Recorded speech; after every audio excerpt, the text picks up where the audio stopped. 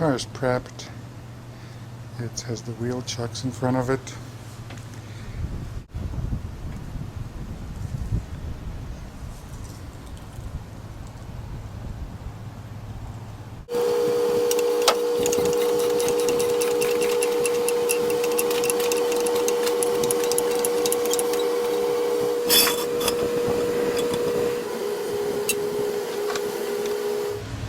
Okay, replacing the upper control arm, the guide link, and the ball joint on a 740 IL. For all you board members out there, let's see. This one out here, I'd say seal is a little broken. Time to get this one replaced. Car is actually squeaking a little bit when you hit bumps. Thought it was the suspension, but I think what it is this. If I grab this upper control arm and move it, I don't know if you can hear it, there's a bit of a squeak, squeak, squeak coming back from it, which is annoying when you hit bumps and speed bumps. So these two guys need to get replaced. And while we're at it, the good mechanic told me also time to replace the ball joints, which, well, they're somewhere there. We'll get to this in a minute. Alright, so the guide link is out. That wasn't so bad of an experience. But if you ever decide to take it out, right here, very poor access. And the way to loosen this, of course, is either from here or from here, but I did it from the nut side. And once you get it going, a little ratchet like this saves you a whole lot of pain. But the guide links, let's see how they look. So, the old, as you can see, everything on it is, the seal is broken and the ball joint is super loose, to the point where, well, if you just grab it with your finger like this, that's what happens. Alright, that's why ratchets are nice, people. Go get them. Because you can actually do this work without crawling under the car. This is new guide link to be installed. Notice that the two new nuts that came with it, reuse the bolts but don't reuse the nuts. Ratcheting up the guide link, the ball joint bolt is held in place by this wrench, and I'm tightening it by the other one here.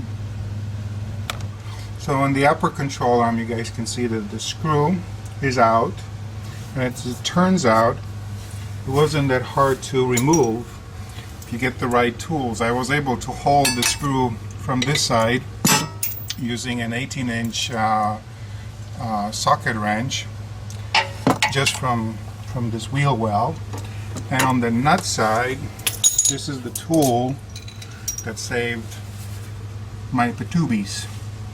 Again, it's an 18-inch ratchet, and you can actually reach this nut over there. You can, bend it and position it, and with enough gusto, you can actually loosen it. So no need to access and crawl from the car, from underneath the car, as of yet. So the control arm is being separated from the car, and we will remove it from the wheel carrier in a little bit. This wrench holding the ball joint is number 10, and the big nut right here, this nut right here, is actually 21. So if you had a ratchet that's 21, that'd be great. If not, this is going to be painful.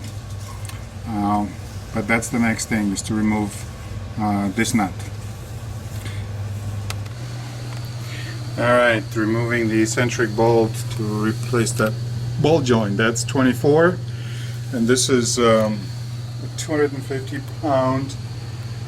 foot-pound torque wrench, which can act as a nice breaker bar too.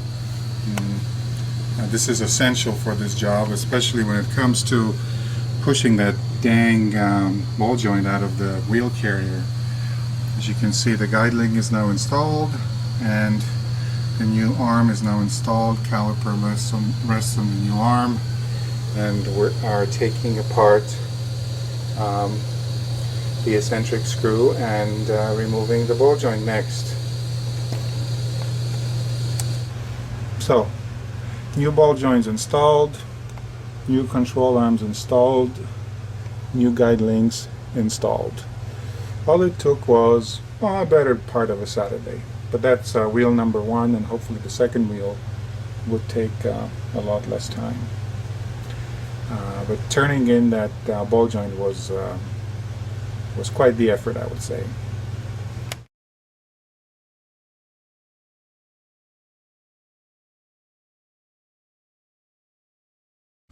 So this is the press that I've built out of parts that I got at AutoZone. This is 1 7/8 diameter a piece of exhaust that basically fits over this ball joint very snugly, and as you can see, it is able to push it out. And on the flip side, I use the same piece to actually push the ball joint in. What completes this puzzle is a 5/8 connecting rod right here, and this one actually fits into the ball joint very snugly.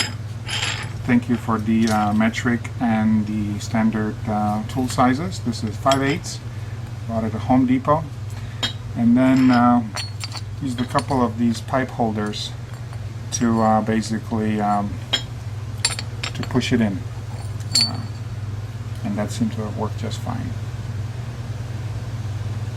The other parts that I used in the press was a 2 1/4 diameter connector, exhaust connector from AutoZone, and that, as you can see, has the right diameter to be able to capture the ball joint when it's being pushed out of the wheel carrier. Big forces involved. You can see the washers, how they get bent, and truthfully, here's a 250 foot-pound torque wrench with a 24 millimeter nut on it. I used